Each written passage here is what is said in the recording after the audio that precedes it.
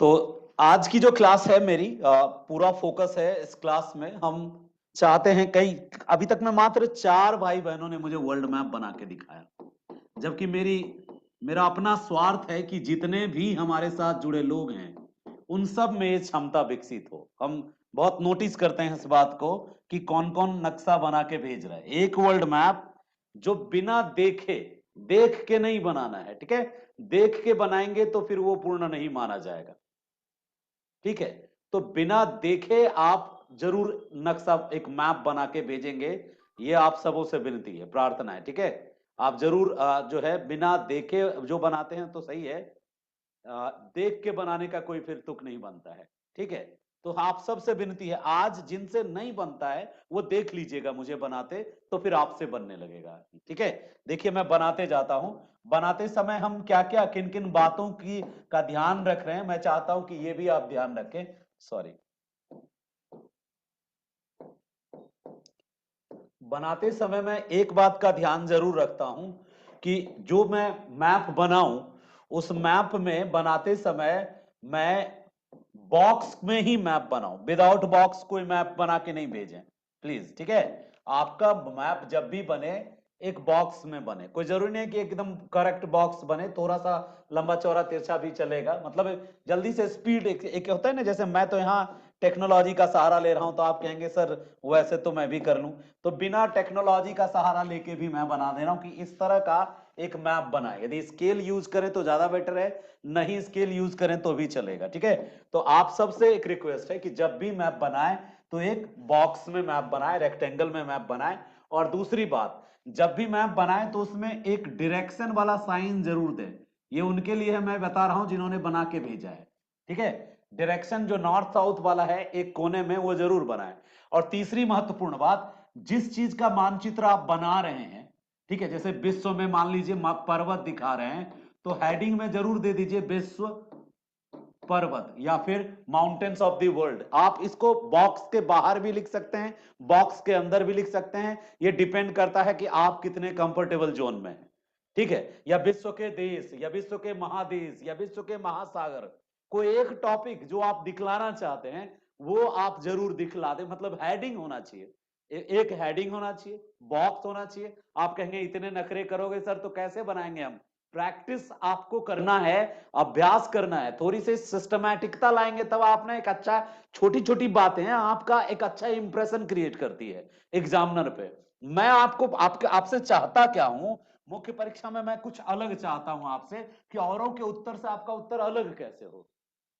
मैं आपसे शब्द कम लिखवाना चाहता हूं, ठीक है।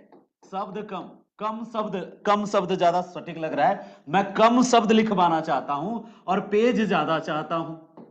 कम शब्द होने चाहिए और पृष्ठ ज्यादा होना चाहिए, पेज ज्यादा होना चाहिए। तो ये कैसे होगा, जब मैं शब्द कम चाहता हूं, पेज ज्यादा चाहता हूं, दोनों चीज यानी हंसना भी है और गाल भी फुलाना है, दोनों चाहता हूं, तो कैसे होगा, हंसना भी है, ठाका मार के और गाल भी फुलाना है, कैसे पॉसिबल होगा। तो इसमें यही चीज काम आएगा, मैपिंग। मैपिंग में हम क्या है कि एक बक्से के अंदर पूरी दुनिया दिखा सकते हैं। तो मैपिंग और डायग्राम के प्रति शुरू से हम जानबूझ के जो 7 दिन हम लगातार एक्स्ट्रा भूखे, हम जल्दी से निपटा के निकल सकते हैं। ऑनलाइन में यही होता है भाई मेरे, ऑनलाइन में नहीं पढ़े हो, यदि पढ़े होगे तो तुमको अनुभव होगा।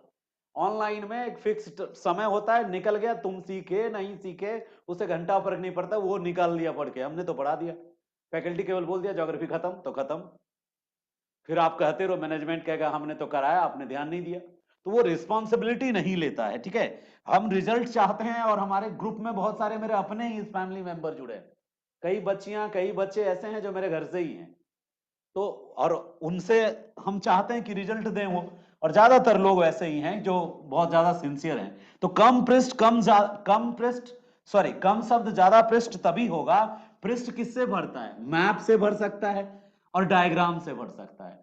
मैप ज्योग्राफी की जान है, तो मैप बनाने से भागे ना आप। 50 लोग ग्रुप में हैं, 57 लोग ग्रुप में हैं और 4 लोग मैप बना के भेज रहे हैं। देखिए क्या कारण है कि आप मैप नहीं बनाते। एक पहला कारण है हेजिटेशन होता है आपको कि आपसे सही नहीं बनता, तो आप जान लीजिए किसी से सही नहीं बनता। ऐसा कुछ नहीं है कि कोई बहुत परफेक्ट है, मिस्टर परफेक्शनिस्ट की जरूरत नहीं है। लमसम मैप बनाना है जो लगे थोड़ा बहुत की मैप ही है।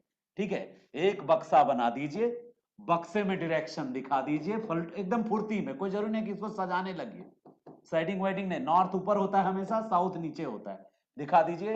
मैप में जो जो चीज दिखा रहे हैं उसको लिख दीजिए, जिसका जो हेडिंग दे दीजिए। हेडिंग देने के बाद बस मन ही मन एक ब्रेक लाइन खींच के मन में रख लीजिए कि ये मैंने 0 डिग्री बनाया। ठीक है, अब क्या है, जैसे वो भाई अभी कह रहा था कि सर मेरे वाले मैप में 60 डिग्री तक ही अमेरिका खत्म कर दिया है। हो सकता है कि वो ये नहीं देख पा रहे हो कि अमेरिका, कनाडा, और कनाडा के ऊपर बहुत सारे आइलैंड्स हैं, विक्टोरिया, बफेन, वो सब इसी में आता है, और भी छोटे छोटे आइलैंड हैं। हम तो 2 बड़े आइलैंड का नाम सिर्फ आपको बताते हैं, तो वो सब हैं। तो कुल मिलाकर के जो एक्चुअल डिस्टेंस हम देखेंगे, हमको सिर्फ मैप बनाना है, उसके एकदम एक्यूरेसी पर अभी फोकस नहीं करना है। तो मैप बनाने के लिए हम बस एक बॉक्स ले लेंगे, और आज हम मैप पे ही 2-3 चीज, 5-3-4 इंपॉर्टेंट चीज सिखाने वाले हैं। इसमें हम नॉर्थ अमेरिका, साउथ अमेरिका बनाएंगे, इसमें हम यूरोप और अफ्रीका बनाएंगे, उधर वाले में हम एशिया और ऑस्ट्रेलिया बनाएंगे। ठीक है, तो हम पहले ही माइंड मेकअप कर लिए कि हम किस में क्या बनाएंगे। अब हम क्या कर लिए, थोड़ा सा पेन को पतला कर लेते हैं, पेंसिल छील लेते हैं। हाँ, छील लिया पेंसिल। तो उसके बाद हम यहाँ इसको रुके कुछ देर तक, और इधर से ये इक्वेडोर से होते हुए इधर आ गए, नीचे कटाफटा कोस्ट बनाए, और उसके बाद फिर यहाँ पे हम इसको आके मिला दिए, मेरा साउथ अमेरिका हो गया। साउथ अमेरिका बनाते समय जो मिर्ची जैसा स्ट्रक्चर नहीं होता है, हम बिहार में एक भरवा अचार बनाते हैं मिर्ची का, तो उसमें शिमला मिर्च जैसा मिर्च यूज करते हैं अचार बनाने के लिए। तो शिमला मिर्च जैसा फीलिंग आना चाहिए कि ऊपर फला फूला हो और नीचे नोक हो, अचार वाला मिर्चा, जो अचार वाली मिर्च होती है वो डिजाइन बना दीजिए, आपका साउथ अमेरिका लमसम तैयार है। देन बाकी हम उसके बाद यहां से एक मेरिडा, वही युकाटन प्रायद्वीप है यहाँ पे, युकाटन पेनिनसुला या मेरिडा पेनिनसुला, और इधर फ्लोरिडा बना दीजिए। और कोशिश करिए ये तिरछा लाइन जाए, और यहाँ सेंट लॉरेंस बना के, सेंट लॉरेंस के बाद लेब्राडोर पेनिनसुला बनाइए, बे ऑफ हडसन बनाइए, अलास्का का चोंच बनाइए, और यहाँ उल्टा एस बना के इसमें मिला दीजिए। बस उल्टा एस बना के, एस, ये दो हमने नॉर्थ अमेरिका साउथ अमेरिका बना लिया। उसके बाद ये यहाँ पे हम गेबोस और सीड्रा बनाएंगे, और इसके बाद फिर ये इसके पैरेलल में आएगा, और इसके देखिए अफ्रीका बनाते समय हम इस बात का ध्यान रखेंगे कि अफ्रीका से तीनों लाइन गुजरा है, एक, और दूसरा अफ्रीका के बीच से ये आधा से ये इक्वेटर गुजरा है, तो इक्वेटर पर ही ज्यादा फोकस है हमारा। और ये हमारा दो दो गल्फ हो गया, और ये हमारा ट्यूनेशिया और दूसरा पार्ट हो गया, और यहां से हम इसका ये पोर्शन बना दिए, और उसके बाद यहाँ रुक गए। इस तरफ जब हम आए तो ये हम खाड़ी बना लिए, गल्फ वाला, सुएज नहर वाला, और ये वाला पोर्शन तंजानिया से आके मिला लिए। यूरोप बनाते समय हमने क्या किया, इस ये पेनिनसुला बना दिया, ब्रिटेनियन पेनिनसुला बना दिया, ये पेनिनसुला और इटालियन पेनिनसुला बना करके इधर रुक गया। और ये हम जूटलैंड पेनिनसुला बना के, ड्रैगन की तरह बना के, और ये कोला पेनिनसुला बना के हम रुक गए इधर। और उसके बाद फिर हम यहाँ पे क्रीमिया पेनिनसुला, जिसको हाल में स्वतंत्र करा के रसिया अपने फेडरेशन में मिला लिया, ब्लैक सी और क्रीमिया पेनिनसुला बनाने के बाद हम इसी को, इसके साथ कुछ दूर आए, और यहाँ से फिर हम इसके किनारे किनारे लेके ये लाल सागर बना दिया। लाल सागर बनाने के बाद हमने ये गल्फ ऑफ पर्सिया बनाया, और गल्फ ऑफ पर्सिया के बाद हमने ये इंडिया वाला पोर्शन बनाया, और इंडिया वाला पोर्शन बनाते हुए हम ध्यान रखे कि इक्वेटर में ना सटे। ठीक है, इक्वेटर में ना सटे। उसके बाद हमने इधर ये मलेशिया इंडोनेशिया वाला पार्ट बनाया, इंडो चाइना, चाइना, कोरिया, और कोरिया के बाद कमचटका, सखालिन, और फिर हमने इसमें मिला दिया, ये हमारा बन गया। हम विश्व और तीर के निशान को थोड़ा बाहर रख लें, बाद में बनाए, उसको बाद में लिखे जब वर्ल्ड मेरा कंपेयर कंप्लीट हो जाता। ये हो गया हमारा जापान वाला पोर्शन, और ये हो गया इधर यहाँ पे ये फार्मोसा वाला पोर्शन, और इधर सिंगापुर और सुमात्रा जावा बना दिए। यहाँ कल वाला जो आइलैंड जितना पढ़ा था वो सब आइलैंड बना दिए, और यहीं पे हम ऑस्ट्रेलिया बनाने का कोशिश कर लिया, ऑस्ट्रेलिया बन गया, और इसके नीचे तस्मानिया और न्यूजीलैंड बन गया। यहाँ पे यहां से थोड़ा सा पूंछ जैसा स्ट्रक्चर निकाल के इधर इधर मिला दिए, एक बार यहाँ और एक बार यहाँ, 2 बार, देखो 3 बार उभरता है। ठीक है, 1, 2 और 3 बार उभरता है, अंटार्कटिका हो जाता है, याद रखना।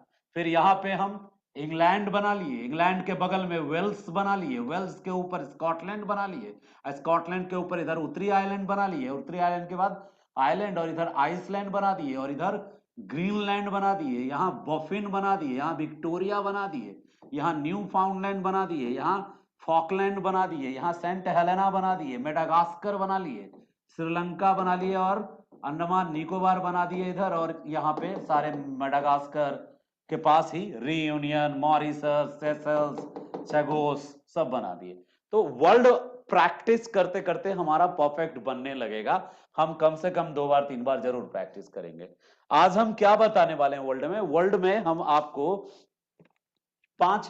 4 क्वेश्चन फ्रेम करेंगे, फ्रेमिंग बताएंगे, क्वेश्चन फ्रेमिंग। वर्ल्ड ज्योग्राफी से यूपीएससी ने एक क्वेश्चन पूछा था, हम चाहते हैं कि उसी तर्ज पे हम आपको बता दें, क्या पता बीपीएससी उसको रिवाइज कर दे, पूछ ले आपसे। हालांकि वो क्वेश्चन कहां से जुड़ता है बीपीएससी के सिलेबस में ये भी बताएंगे। तो वर्ल्ड मैप की प्रैक्टिस का आपसे रिक्वेस्ट है, जब भी फुर्सत मिले एक कॉपी पेन लीजिए, और यदि आप ड्यूटी वाले हैं, कॉपी पेन नहीं है, तो ईंट पत्थर लेकर के जमीन पे भी ड्रॉ कर सकते हैं। हम लोग बचपन में छुती ती खेलते थे ना, बच्चा सब भाई बहन मिलके, तो जमीन पे वो लाल लकीर खींच लेते थे। ठीक है, तो ईंट और खपड़ा लेकर के उससे आप जमीन पे भी ड्रॉ कर सकते हैं। और मैप सबसे खूबसूरत तब बनता है जब किसी और के कॉपी पे ट्राई मारो। अपने कॉपी से ज्यादा दूसरे कॉपी पे मैप बढ़िया बनता है, दूसरे का पन्ना खर्च होता है ना, तब हम तो दूसरे कॉपी पे सीखे हैं। अब हम अगली बात कर रहे हैं आपसे, आप सब कॉपी पेन रेडी रखिए, हम आपको एक क्वेश्चन दे रहे हैं, उसकी मदद से भी वर्ल्ड मैप ही सिखाएंगे। क्वेश्चन है ये, आईएएस में पूछा हुआ क्वेश्चन है, आईएएस के मेन एग्जाम में जीएस में पूछा है, जीएस में ये क्वेश्चन पूछा है। और क्या है क्वेश्चन? क्वेश्चन है कि अधिकांश, ये पहले भी एक बार हम शॉर्ट में बताए थे, आज हम लिखने सिखाएंगे। एक भाई कह रहा है कि मैंने बनाया है लेकिन सेंड नहीं। सेंड जरूर करिए, आप पर्सनली कीजिए, प्राइवेटली कीजिए मुझे। ऐसे भी आप ग्रुप में भी कुछ डालेंगे तो मुझे प्राइवेटली ही मिलेगा, तो आप मुझे जरूर भेजिए। टीचर और डॉक्टर से क्या छिपाना? डॉक्टर से यदि हम छिपाएंगे कि घमोची कहां पे हुआ है, तो कैसे जानेगा कि घमोची का कैसा घमोची है? मतलब खुजली कहां हुआ है दिखाना पड़ेगा ना, किस तरह का आपका समस्या है, समस्या हम समझेंगे। प्रश्न देखिए, आप लोग कॉपी पे लिखिएगा, इंग्लिश में हिंदी में दोनों में बोलेंगे। Most of the deserts are located most of the deserts are located on the western coast of the continent. Why? Question लिख लीजिए। आज से हम क्वेश्चन फ्रेमिंग भी शुरू कर रहे हैं। ये हालांकि वर्ल्ड मैप रिलेटेड क्वेश्चन है। विश्व के अधिकांश मरुस्थल, ये सभी नहीं बोला, यूपीएससी बहुत तेज है। विश्व के अधिकांश मरुस्थल महाद्वीपों के पश्चिमी भाग में स्थित हैं। महाद्वीपों के पश्चिमी भाग में, पश्चिमी भाग में स्थित हैं। क्यों? यूपीएससी ने ये 250 शब्द में पूछा था, और 250 शब्द में पूछ 240 या 200 शब्द में पूछा था, और मार्क्स जो था इसमें 15 के लगभग मार्क्स था। BPSC, Uttar Pradesh PCS UPSC के क्वेश्चनों को कॉपी करती है, मैंने ये नोटिस किया। हालांकि ये, यदि हम बीपीएससी का सिलेबस देखें, एक बार ध्यान से देख लें, तो बीपीएससी के सिलेबस का आपने देखा था 4 सेक्शन है। सेक्शन 1 फिजिकल ज्योग्राफी है, मतलब 4 सेक्शन नहीं 4 पार्ट है, 2 सेक्शन का 4 पार्ट है, सेक्शन 1 और सेक्शन बी में, दोनों में। तो फिजिकल ज्योग्राफी है, ह्यूमन ज्योग्राफी है, और फिर ये इंडिया, ज्योग्राफी ऑफ इंडिया है, और बिहार है। ये 4 सेक्शन एक तरीके से देखा जाए तो ये फिजिकल ज्योग्राफी से जुड़ता हुआ क्वेश्चन है। फिजिकल ज्योग्राफी में जियोमॉर्फोलॉजी है, ओशनोग्राफी है, क्लाइमेटोलॉजी। तो ये क्लाइमेटोलॉजी से और ओशनोग्राफी दोनों से मिला जुला क्वेश्चन है। ओशनोग्राफी और क्लाइमेटोलॉजी का मिक्स सेट क्वेश्चन है ये। क्यों? क्योंकि जो इसका कीवर्ड है, इस क्वेश्चन का कीवर्ड क्या है? मरुस्थल इस क्वेश्चन का कीवर्ड है। Desert is keyword of the question, कि मरुस्थल क्यों बनते हैं, क्यों बनते हैं, मेन क्वेश्चन। और मरुस्थल के बनने में, मरुस्थल का पहले डेफिनेशन क्या है, परिभाषा क्या है? यदि हम मरुस्थल की परिभाषा समझें तो किसे कहते हैं मरुस्थल? साधारण इंसान समझता है कि जहां रेत हो वो मरुस्थल है, लेकिन वो गलत समझता है। मरुस्थल का परिभाषा है कि जिस क्षेत्र की वार्षिक वर्षा, वार्षिक वर्षा, एनुअल प्रेसिपिटेशन, ठीक है, जिस क्षेत्र की वार्षिक वर्षा जो है यानी वर्षा कितना से कम हो, आपको पता है कितने सेंटीमीटर से कम हो तो हम उसको मरुस्थल कहेंगे, और कितने सेंटीमीटर से कम हो तो उसको अर्ध मरुस्थल कहेंगे। हमने एक बार जब जीएस की क्लास अपनी हो रही थी, या फिर शायद यूट्यूब पे हमने बताया होगा आपको। मरुस्थल का डेफिनेशन वर्षा के आधार पर किया जाता है। वर्षा की मात्रा जो है वो मरुस्थल के डेफिनेशन का आधार है। ठीक है, अभी मैं ये वर्ल्ड मैप पढ़ाने के लिए क्वेश्चन बता रहा हूं, अभी स्टार्ट नहीं किया। आज सिर्फ जियोमॉर्फोलॉजी की बात करूंगा मैं लास्ट में 10 मिनट। ठीक है, अभी जब 7 बजने को होगा 15 मिनट पहले आप एक मैसेज कर देंगे, हम आपको बता देंगे। चलिए, कुछ लोग 35 लिख रहे हैं, कुछ लोग 25 लिख रहे हैं, हम बताते हैं आपको। तो वर्षा जो है ये क्लाइमेटोलॉजी का पार्ट है, जलवायु विज्ञान का पार्ट है वर्षा।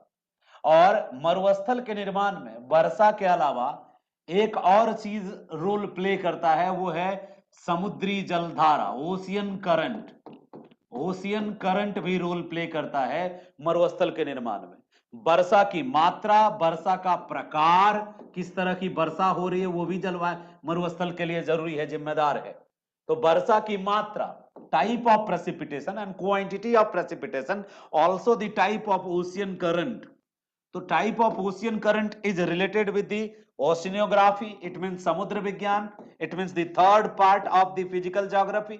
And type of precipitation and the quantity of precipitation और डिस्ट्रीब्यूशन ऑफ प्रेसिपिटेशन, वर्षा का वितरण, वर्षा की मात्रा, वर्षा का प्रकार, that is the part of climatology. यानी ये तीसरे से है, एक दूसरे से है, यानी कि ये दोनों का एक कॉम्बो क्वेश्चन है, और बीपीएससी भी पूछ सकती है।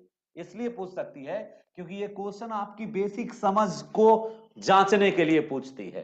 अब मैं इसकी मदद से वर्ल्ड मैप को कैसे यूज कर सकता हूं ये बताना चाहता हूं, फॉर्मेट सिखाता हूं। एक साधारण छात्र क्या करेगा और आप क्या करेंगे, यानी ऑप्शनल वाले क्या करेंगे। ये क्वेश्चन यदि जीएस में आता है तो कैसा आंसर लिखता है बच्चा, और यदि ये क्वेश्चन ऑप्शनल में आता है तो क्वेश्चन कैसा लिखेंगे, ये हमारी ड्यूटी है। ये जीएस का आंसर हम बता रहे हैं और ये ऑप्शनल का आंसर बता रहे हैं।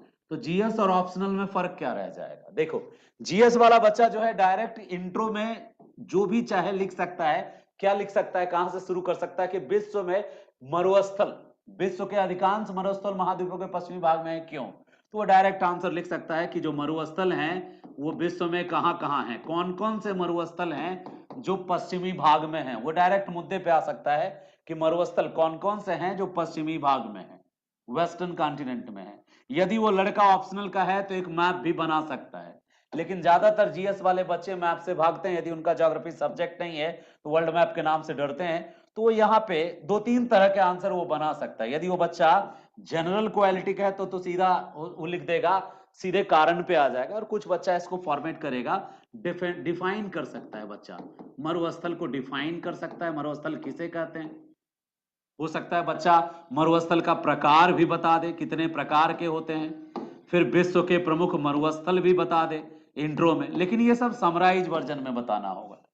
उसके बाद फिर क्वेश्चन के कीवर्ड पे आ जाए कि विश्व के जो अधिकांश मरुस्थल हैं वो पश्चिमी भाग में हैं, तो आपको बताना होता है कि कौन कौन से मरुस्थल पश्चिमी भाग में है, उसका टेबल बना दो या मैप बना दो। या तो आप टेबल बना दो, या आपके पास ऑप्शन है कि मैप में ही उन सारे डेजर्ट को लोकेट कर दो, एंड देन आप कारण बताना शुरू करो कि इन इन कारणों से पश्चिमी तट पर बनता है मरुस्थल। अब देखो ऑप्शनल वाले बच्चे के लिए सबसे पहला, देखो ज्यादा अंतर नहीं है, जीएस वाला बच्चा भी वही लिख रहा है, उसने भी मरुस्थल को डिफाइन किया और मरुस्थल के प्रकार की बात की और प्रमुख मरुस्थलों की बात की, और उनमें से उन मरुस्थलों का उसने टेबल बना दिया या मैप बना दिया जो मरुस्थल विश्व के पश्चिम में मौजूद हैं। जैसे उसने सोनोरान, मोजेब दिखा दिया, अटाकामा दिखा दिया, नामीबिया कालाहारी दिखा दिया, ठीक है, वेस्टर्न सहारा मरुस्थल का जो पार्ट, अल्जीरिया मरुस्थल का पार्ट दिखा दिया, इधर great Gibson, great Sandy, great stony दिखा दिया।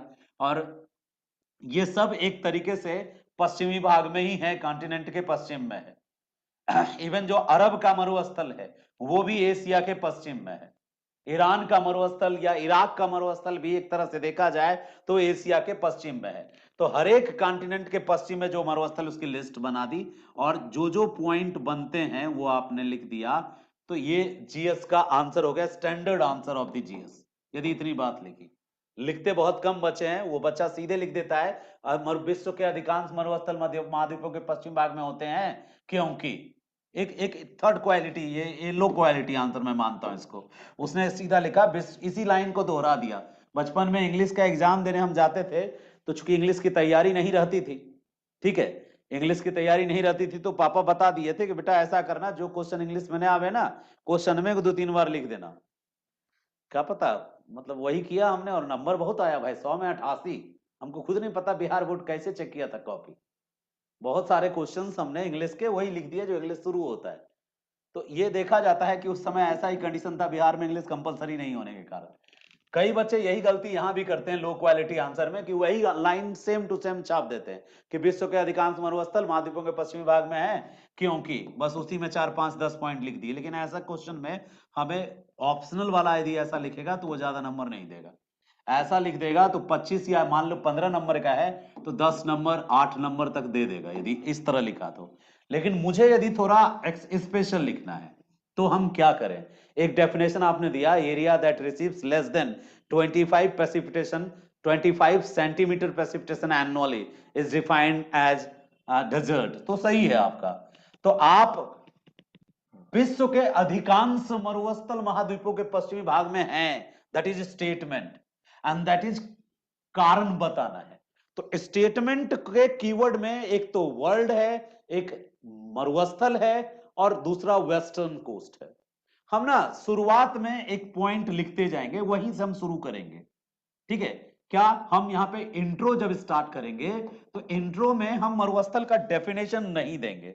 क्यों हम ऐसा कह रहे हैं, हम बताते हैं आपको। हम मरुस्थल का डेफिनेशन नहीं देंगे, उस डेफिनेशन को के पहले हम वो लिखेंगे क्या, सारे मरुस्थलों का जिक्र करते चले जाएंगे और डिटेल में, और उसके बाद फिर मैप बना देंगे कि नॉर्थ अमेरिका से शुरू करेंगे, एक और से नॉर्थ अमेरिका का सोनोरान डेजर्ट और मोजेब डेजर्ट, नॉर्थ अमेरिका का सोनोरान और मोजेब मरुस्थल, दक्षिण अमेरिका का अटाकामा डेजर्ट। मतलब एग्जामिनर को पहले ही उन सारे डेजर्ट से मिला देंगे हम, होता है ना टेलर, टेलर दे रहे हैं हम। उत्तरी अमेरिका का सोनोरान और मोजेब डेजर्ट, दक्षिणी अमेरिका का अटाकामा डेजर्ट, अफ्रीका का नामीबिया डेजर्ट जो एकदम प्योर है, एकदम नॉर्थ में, ये वेस्टर्न कोस्ट पे नामीबिया डेजर्ट, और ऑस्ट्रेलिया के ग्रेट गिब्सन और ग्रेट विक्टोरिया डेजर्ट। ठीक है, ये हमने लिख दिया। ये वे डेजर्ट हैं जो पूर्ण रूपेण महाद्वीप के, कंप्लीटली पूर्णतः कॉन्टिनेंट के वेस्टर्न कोस्ट पर लोकेटेड हैं। ये लिख दिया मैंने शुरुआत में ही बता दिया कि मुझे वो उस डेजर्ट का मतलब पता है, जो डेजर्ट वहां है वेस्टर्न कोस्ट में। मतलब जब भी स्टेटमेंट वाला क्वेश्चन रहे तो आप पहले स्टेटमेंट को क्लियरिफाई करने वाला पैराग्राफ लिखेंगे। पता है इससे क्या मैसेज आता है एग्जामिनर को? एग्जामिनर आपको to the point, to the fact, जो टू द पॉइंट है उसके अकॉर्डिंग आपको देखने लगता है कि ये to the point, to the fact लिखेगा बच्चा, मतलब परफेक्ट आंसर लिख रहा है।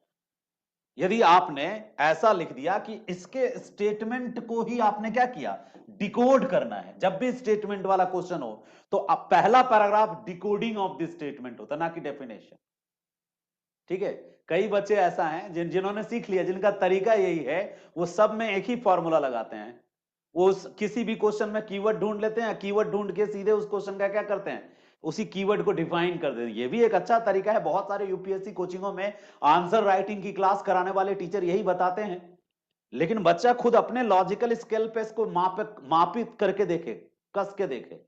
क्वेश्चन यदि ये कहता ना मरुस्थल को परिभाषित करें या मरुस्थल क्या होते हैं, तब जाकर के डेफिनेशन से शुरू करते, या फिर कोई स्टेटमेंट नहीं होता बल्कि सीधे पूछता मरुस्थलों के पश्चिम में होने के क्या कारण हैं, इस तरीके से पूछता। स्टेटमेंट में बदलता है ना, स्टेटमेंट में बदलता है तो पहले उस स्टेटमेंट को डिकोड करते हैं, डिकोड करते हैं। जैसे मैंने स्टेटमेंट को क्या कर दिया, प्रूफ कर दिया कि हाँ भाई सोनोरान और मोजेब डेजर्ट नॉर्थ अमेरिका में अटाकामा डेजर्ट दक्षिण अमेरिका में, और नामीबिया डेजर्ट अफ्रीका में, और ग्रेट विक्टोरिया और ग्रेट गिब्सन डेजर्ट ऑस्ट्रेलिया में जो हैं वे वेस्टर्न कोस्ट पे, पूर्णतः वेस्टर्न कोस्ट पे हैं, पूर्ण रूपेण पश्चिमी तट पर स्थित हैं। अब जाके डिफाइन करेंगे, अब यहां से डिफाइन करेंगे कि दरअसल मरुस्थल एक्चुअली डेजर्ट होता क्या है और कैसे इनको डेजर्ट की संज्ञा मिली है। यहां हम इसी को सेंटेंस में दूसरे पैराग्राफ में बताएंगे। This all places receive only 20 less than 25 centimetre annual precipitation. ये जितने क्षेत्र उपरोक्त वर्णित ये क्षेत्र जो हैं ये सब के सब 25 सेंटीमीटर से भी कम वार्षिक वर्षा रिसीव करते हैं, इसलिए ये मरुस्थल की संज्ञा पाते हैं। हमने डेफिनेशन वही उठाया, लेकिन इसी के संदर्भ में मैंने परिभाषा को भी क्या किया, थोड़ा मोल्ड कर दिया कि these all places receive less than 25 centimetre annual precipitation, that's why these are called as a desert. अब हम एक एक करके ये बता दिया कि ये सब डेजर्ट क्यों कहलाते हैं, एंड मोस्ट ऑफ, ये भी एक पॉइंट बनाते हैं क्या, most of these deserts are between the tropic of Cancer and Capricorn, और near by Capricorn and Cancer, ऐसा ज्यादा सही रहेगा। तो इससे क्या लग रहा है मुझे कि मैं प्रकार बता रहा था, मतलब प्रकार से कोई लेना देना इसको नहीं था। आप खुद अपने आप को रख के देखिए किसी कुर्सी पर और आप सामने वाले से पूछिए कुछ, आप जैसे आपने उनसे पूछा कि आप आईएएस क्यों बनना चाहते हैं, और वो बताने लगे कि आईएएस की संकल्पना सबसे पहले कॉर्नवालिस ने, या सिविल सर्विस जो उसका है उसने उस सुधार किया था, सिविल कोड लाया था, और वो बताने लगे कॉर्नवालिस बहुत अच्छे शासक थे, वो अच्छे परिवार से थे। तो बोलेगा अरे भाई उससे हमको क्या मतलब है, हम ये पूछ रहे हैं तुम क्यों आईएएस बनना चाहते हो। तो टू द पॉइंट का मतलब है इसने बोला था विश्व के अधिकांश, देखो क्वेश्चन पे मत जाना, इंफॉर्मेशन पे मत जाना, मैं बताना आपको फॉर्मेट चाहता हूं, फॉर्मेट बेस्ड क्वेश्चन है। अब फॉर्मेट कैसे बताऊं, मुझे सीधा प्रवचन देना नहीं आता है, उसके लिए मैंने ये एग्जांपल लिया, ये मुर्गा है मेरे लिए, एक पंथ दो काज, कि तुमको ये क्वेश्चन भी समझ में आ जाए ताकि तुम प्रैक्टिस करो कम से कम इस क्वेश्चन का। और साथ में बताना चाहता हूं स्टेटमेंट वाला कभी कोई क्वेश्चन आ जाए तो उस स्टेटमेंट को ही तुम क्या करना, डिकोड करने की कोशिश करना, उस स्टेटमेंट के फेवर और अगेंस्ट में जाने की तुमको पूरी आजादी है, या उस स्टेटमेंट को एनालाइज करके तुम आंसर की शुरुआत करना, किसका स्टेटमेंट है और स्टेटमेंट में एक्चुअल में वो कहना क्या चाहा है, ये डिकोड करना तुम्हारा पहला पैराग्राफ है। एंड देन दूसरे पैराग्राफ में जब आओगे, जब भी हम पैराग्राफ बदलते हैं, ये एक पैराग्राफ था, और जब हम दूसरे पैराग्राफ में जाते हैं, याद रखें फ्लो ना टूटे। फ्लो ना टूटे का मतलब क्या होता है, फ्लो ना टूटे का मतलब देखो मैं दिखाता हूं फ्लो ना टूटे कैसे। फ्लो नहीं टूटना चाहिए, क्रम नहीं टूटना चाहिए, लगना चाहिए कि ऊपर वाले से नीचे वाला पैराग्राफ कनेक्टेड है। ऊपर वाले पैराग्राफ में मैं दुनिया के उन मरुस्थलों को दिखा रहा था जो मरुस्थल वेस्टर्न कोस्ट पे हैं। मैं बता रहा था ऊपर वाले पैराग्राफ में कि उत्तरी अमेरिका का सोनोरान और मोजेव मरुस्थल, दक्षिण अमेरिका का अटाकामा मरुस्थल, अफ्रीका का नामीबिया मरुस्थल, और ऑस्ट्रेलिया का ग्रेट विक्टोरिया और ग्रेट गिब्सन, ठीक है, ग्रेट स्टोनी, ग्रेट गिब्सन, ये सारे डेजर्ट जो हैं पूर्ण रूपेण पश्चिमी तट पर, महाद्वीप के पश्चिमी तट पर स्थित हैं। हो गया।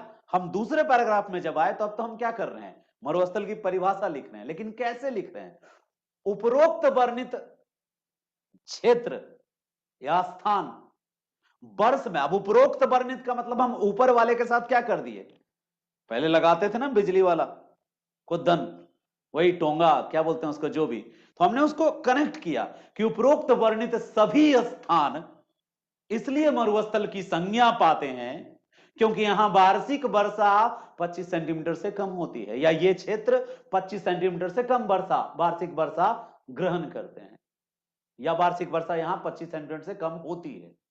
और कुछ ऐसे भी क्षेत्र हैं इनके समीप जहां 25 से 50 तक होती है, वे क्षेत्र अर्ध मरुस्थल में शामिल हैं। उदाहरण के लिए एक दो एग्जांपल भी दे देंगे, जैसे सोनोरान डेजर्ट के जस्ट पास में, सोनोरान डेजर्ट के समीप में एक प्लेस है क्या, ग्रेट सॉल्ट लेक एरिया है, ग्रेट सॉल्ट लेक एरिया है, ग्रेट बेसिन एरिया है, डेथ वैली एरिया है। तो great salt lake, great basin और डेथ वैली जो सोनोरान डेजर्ट के जस्ट पास में ही है, यानी रॉकी पर्वत श्रृंखला के पास भी है, वो भी डेजर्ट में ही काउंट होते हैं। और उनमें से कुछ क्षेत्र डेजर्ट हैं और कुछ उनका एरिया सेमी डेजर्ट है, यानी कुछ वर्षा वहां होती है। अब हम यहां क्या किए, हमने दूसरे पैराग्राफ में परिभाषा दिया और उन परिभाषाओं को इनसे जोड़ दिया कि उपरोक्त वर्णित सभी स्थान या उपरोक्त वर्णित सभी स्थान जो है वर्ष में 25 सेंटीमीटर से कम वार्षिक वर्षा ग्रहण करते हैं। वर्ष में मात्र 25 सेंटीमीटर से कम वर्षा होती है वहां, इसलिए ये मरुस्थल कहलाते हैं। अब इसी से जुड़ा हुआ हम ये भी बोलेंगे, लेकिन सीधा सपाट नहीं बोलेंगे कि मरुस्थल कितने प्रकार के होते हैं, इसी को कैटेगराइज करेंगे। क्या इसी में तीसरा पैराग्राफ जब डालेंगे, छोटा सा लाइन तीसरा पॉइंट डालेंगे, तो लिखेंगे कि इनमें से कुछ मरुस्थल या इनमें से ज्यादातर मरुस्थल, इनमें से ज्यादातर मरुस्थल। आप में से किसी बच्चे का माइक ऑन है, और माफ कीजिए माइक ऑन रहेगा, आप में से कोई भी हो मैं रिमूव कर दूंगा और आप फिर दोबारा नहीं जुड़ पाएंगे। तो करबद्ध प्रार्थना है कि प्लीज माइक ऑफ रखिएगा, ठीक है? मैं बहुत स्ट्रिक्ट हूं इस मामले में। तो जिनका भी माइक ऑन है आपको अभी माफ करते हैं इस बात को लेके, क्योंकि हो सकता है आपको नहीं आता हो चलाने, जो तो मैं यहां से ऑफ कर दे रहा हूं। हमको जितना आप कष्ट कम देंगे आप उतना बेनिफिट पाएंगे। तो मैं कह रहा था ध्यान से समझना, जो मजा हुआ खिलाड़ी है उसको और बेहतर समझ में आए, और नए बच्चों को भी ज्ञान। यहाँ पे हम कोई नॉलेज नहीं दे रहे हैं, आंसर लिखने सिखा रहे हैं कि एक पैराग्राफ से दूसरा पैराग्राफ कनेक्ट होना चाहिए। हमने पहला पैराग्राफ लिखा उन डेजर्ट के नाम, सोनोरान और मोजाब डेजर्ट उत्तरी अमेरिका में, दक्षिण अमेरिका का अटाकामा, अफ्रीका का नामीबिया और ऑस्ट्रेलिया का ग्रेट गिब्सन और ग्रेट विक्टोरिया, ये डेजर्ट का नाम है। हमने डेजर्ट लिख लिया, ठीक है? एशिया में भी लिख सकते हैं अरब का मरुस्थल, ऐसा नहीं कि एशिया छोड़ दें, एशिया में लिख सकते हैं, एशिया में अरब का मरुस्थल। ये सब के सब महाद्वीप के पश्चिम भाग में स्थित हैं। दूसरे पैराग्राफ में हम लिखे कि ये सारे क्षेत्र या समस्त क्षेत्र जो ऊपर वर्णित हैं, ऊपर वर्णित समस्त क्षेत्र जितने भी प्लेस हैं, ये वर्ष में 25 सेंटीमीटर से कम वर्षा ग्रहण करते हैं, रिसीव करते हैं, इसलिए ये मरुस्थल हैं। फिर तीसरे पैराग्राफ में लिखे हम छोटा सा, यानी तीसरा लाइन में हम आए और लिखे कि इनमें से ज्यादातर मरुस्थल कर्क और मकर रेखा के बीच स्थित हैं। इनमें से ज्यादातर मरुस्थल कर्क और मकर रेखा के, या इन मरुस्थलों का अधिकांश भाग, देखो हम इन्हीं अभी भी पहला दूसरा तीसरा तीनों को एक साथ लेके चल रहे हैं कि इन मरुस्थलों का अधिकांश हिस्सा, maximum part of these deserts are located near by tropic of cancer और ट्रॉपिक ऑफ कैप्रिकॉर्न। कर्क और मकर के इर्द गिर्द ही इनका ज्यादातर हिस्सा फैला हुआ है। And deserts those who are located nearby tropic of cancer and capricorn, they are called tropical desert, or we can also say it warm desert। वैसे मरुस्थल जो कर्क और मकर के मध्य या उसके आसपास स्थित हो उनको हम वार्म उष्ण मरुस्थल कहते हैं या उष्ण कटिबंधीय मरुस्थल कहते हैं। तो हम ये कह सकते हैं कि जो मरुस्थल कॉन्टिनेंट के पश्चिम में है, महाद्वीपों के पश्चिम में हैं, वे ज्यादातर या वे सब के सब, ये भी लिख सकते हैं वे सब के सब उष्ण कटिबंधीय मरुस्थल है, कोई कोल्ड डेजर्ट नहीं है। जो पश्चिमी तट पे है वो वार्म डेजर्ट है, वो उष्ण मरुस्थल है। ये स्टेटमेंट डाल देंगे तीसरे में। हमने प्रकार भी बता दिया, कैसे बताया, थोड़ा उसी से कनेक्ट करके, यानी मेरा ये इससे जुड़ा था और इसके बाद वाला भी इससे जुड़ा है। जब किसी आंसर के सारे पैराग्राफ एक दूसरे से एकदम याराना दिखलाते हैं तो एग्जामिनर को एक मैसेज जाता है, क्या? वेरी गुड फ्लो, फ्लुएंसी, जो आंसर का फ्लो है वो कहीं टूटा नहीं है, दैट इज गुड आंसर। अच्छे आंसर की साइन क्या क्या है, अच्छे आंसर का गुण क्या क्या है? पहला, अच्छा आंसर जो होना चाहिए एक पैराग्राफ और पॉइंट्स के साथ फैक्ट भी उसमें हो, और हर पैराग्राफ एक दूसरे से इंटरकनेक्टेड प्रतीत होता हो। मतलब कोई ऐसा पैराग्राफ ना हो जो लगे कि जबरदस्ती घुसेड़ने की कोशिश की गई है कॉपी पेस्ट कहीं से। तो मैंने तीसरे पैराग्राफ में बता दिया कि इनमें से इन्हीं को डिफाइन किया, और उसी से पता चल गया कि एक टाइप ऑफ डेजर्ट होता है वार्म डेजर्ट का, जो ट्रॉपिक्स के बीच में, कर्क और मकर के बीच में पाया जाता है। फिर हमने कहा कि और इनके अलावा जो कुछ डेजर्ट हैं जिनमें से कुछ महाद्वीपों के पूर्वी तट पे भी हैं। जैसे दक्षिण अमेरिका में पेंटागोनिया का डेजर्ट, दक्षिण अमेरिका में पेंटागोनिया का डेजर्ट, और एशिया में गोबी और साइबेरिया का डेजर्ट। ये महाद्वीपों के पूर्वी तट पे हैं, और जो महाद्वीप के पूर्वी तट पे हैं वो कोल्ड डेजर्ट है। पेंटागोनिया खुद कोल्ड डेजर्ट है। गोबी का मरुस्थल और ऊपर गोबी के ऊपर जो क्षेत्र है साइबेरिया का मरुस्थल, वो कोल्ड डेजर्ट है। तो हम उसमें उतना फंसेंगे नहीं, उलझेंगे नहीं। हाँ बैल मुझे मार नहीं, एक लाइन में बताएंगे, अगले पैराग्राफ में चले जाएंगे। यहां तक हमने सिर्फ इंट्रो मारा अभी। अब हम यहीं पे जब 3 पैराग्राफ दे दिए छोटा छोटा नन्ना नन्ना, तो मेरा इंट्रो कंप्लीट हो गया। इंट्रो में हमने इस स्टेटमेंट को वेरीफाई कर दिया कि हाँ भाई स्टेटमेंट करेक्ट है। क्या सबूत है? सारे सबूत और गवाह बयान यहां उपलब्ध हैं, और इन्हीं के माध्यम से मैंने आपको डेफिनेशन भी बता दिया और किस टाइप के ये सब डेजर्ट हैं ये भी बता दिया। अब जो हम आएंगे, एक वर्ल्ड मैप बनाएंगे, यहाँ पे छोटा सा वर्ल्ड मैप बनाएंगे, और वर्ल्ड मैप में लिख देंगे विश्व के प्रमुख, ऊपर भी लिख सकते हैं क्या, विश्व के प्रमुख मरुस्थल, या विश्व के मरुस्थल प्रमुख लिखो या ना लिखो, या उत्तरी तट पर स्थित मरुस्थल, महाद्वीपों के उत्तरी तट पर स्थित मरुस्थल। और ना बहुत फास्ट तरीके से, ज्यादा डेकोरेटेड शैडो वैडो मारने की जरूरत नहीं है, ठीक है, ज्यादा डेकोरेशन की जरूरत नहीं है, बहुत फास्ट तरीके से हम तुरंत एक वर्ल्ड मैप में तुरंत दिखा लेंगे। ज्यादा टाइम ना लेके हम तुरंत दिखा लेंगे कि कहां पे कौन सा मरुस्थल है। ठीक है, ठीक है, यहां पे हम दिखा लेंगे, ऐसे ऐसे एक पॉइंट बना देंगे, पॉइंट बना देंगे कि यहां पे डेजर्ट है, यहां डेजर्ट है, वो सोनोरान मोजेब डेजर्ट है, यहां डेजर्ट है, अटाकामा डेजर्ट है, और ये जो अफ्रीका वाला पार्ट है, ये जो अफ्रीका वाला पार्ट है, यहां नामीबिया डेजर्ट है, नामीबिया डेजर्ट है। ठीक है, और नामीबिया, यूरोप में कोई डेजर्ट नहीं है, तो ज्यादा यूरोप का माथापैची नहीं करेंगे। और जो एशिया वाला पार्ट है उसमें हम दिखा देंगे कि एशिया वाले पार्ट में कहां पे कौन सा डेजर्ट है, तो यहां अरब क्षेत्र में दिखा देंगे कि ये अरब क्षेत्र का डेजर्ट है। और एशिया वाले पार्ट को बनाने के बाद हम जब ऑस्ट्रेलिया बनाएंगे तो ऑस्ट्रेलिया में भी दिखा देंगे कि यहाँ ग्रेट गिब्सन और ग्रेट, यहाँ पे तीर मार मार के दिखा देंगे, कल्लू सन पुष्पा वाला स्टाइल मारेंगे और लिख देंगे यहाँ पे great Victoria desert, great Gibson desert, अरब का मरुस्थल, इसी में लिख देंगे। एक ओर से तीर मारेंगे, एक ही और दिन जो जो होता है ना, जब हम आप किसी चीज को दिखलाते हैं, ठीक है, तो उसमें हम एक ओर से तीर दिखा के बता देते हैं। जैसे ये हो गया अटाकामा का डेजर्ट, तो छोटा लाइन में यही लिख देंगे, ये हो गया सोनोरान, नीचे हो गया मोजेब, सोनोरान मोजेब लिख दिया, अटाकामा लिख दिया, नामीबिया लिख दिया, ग्रेट विक्टोरिया गिब्सन लिख दिया, और अरब का डेजर्ट लिख दिया। और एक पॉइंट हम डाल भी देंगे कि यूरोप में कोई डेजर्ट नहीं है, नोट लिख के, नोट लिख के लिख देंगे कि यूरोप में कोई डेजर्ट नहीं है। तो हमने कॉन्टिनेंट जितने भी हैं उसके डेजर्ट्स को दिखा दिया, और सबको वेस्टर्न कोस्ट पे दिखा दिया, ये भी वेस्टर्न कोस्ट, ये भी वेस्टर्न कोस्ट, ये भी वेस्टर्न कोस्ट, ये भी वेस्टर्न कोस्ट। अब हम क्या करेंगे इस डायग्राम के बाद, और ये पूरा का पूरा जो इंट्रोडक्शन हमने बना लिया आंसर का, इसके बाद अगले पैराग्राफ में, चूंकि मेरा 15 मार्क्स का है, तो अब कारणों पे चर्चा करेंगे। कारण पर चर्चा करने के लिए फिर एक बॉक्स ले, मतलब अपना जो पेज ले लेता हूं मैं। कारण पे जब हम चर्चा करेंगे तो मरुस्थलों के पश्चिमी तट पर होने के कारणों का या तो हम फ्लो चार्ट बना दें, फ्लो चार्ट क्या होता है, कारण को अलग अलग एरो बना के दिखा देते हैं, या फिर एक सर्कल के अंदर लिख दीजिए क्या, वही लाइन, मरुस्थल के पश्चिमी तट पे होने के कारण, और उसके बाद उसमें जितने पॉइंट मैक्सिमम आप दिखा सकते हैं उसको यहीं लिख दीजिए। सारे कारणों को यहां लिखने से क्या फायदा सर, पुनरावृत्ति दोष नहीं होगा कि चीजें रिपीट होगी, नहीं बिल्कुल नहीं। आप इन सारे कारणों को यहां लिख दीजिए, उसके बाद इन्हीं कारणों को 1 बाय 1 करके अलग अलग पैराग्राफ में आप डिफाइन कर दीजिए। डिफाइन करते समय यदि कोई डायग्राम बना पाए तो ज्यादा, लिखिए कम और डायग्राम बनाइए ज्यादा। जैसे देखिए कारण क्या क्या है, वो भी मेरा ही काम है बनाना।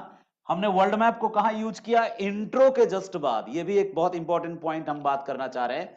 वर्ल्ड मैप को कहां यूज किया, इंट्रो के जस्ट बाद, और इसके जस्ट बाद यानी सेकंड पेज, सेकंड पेज पर जब मैं गया तो वहां पे एक मॉडल बनाया, और उस मॉडल का हेडिंग क्या था, इसके बीच में ही लिखा हुआ था क्या, मरुस्थलों के पश्चिमी तट पर पाए जाने के कारण। ठीक है, और उन कारणों में हम एक एक करके कारण बताते हैं। पहला कारण क्या है, वृष्टि छाया प्रदेश का होना, यह भी एक कारण है। अब वृष्टि छाया प्रदेश का होना यह एक अन्य कारण है। वृष्टि छाया प्रदेश का होना। पहला मेन कारण आप दे सकते हैं क्या, कोल्ड ओशियन करंट, शीत समुद्री जलधारा या ठंडी समुद्री जलधारा, ठीक है, ठंडी समुद्री जलधारा, cold current, cold ocean current.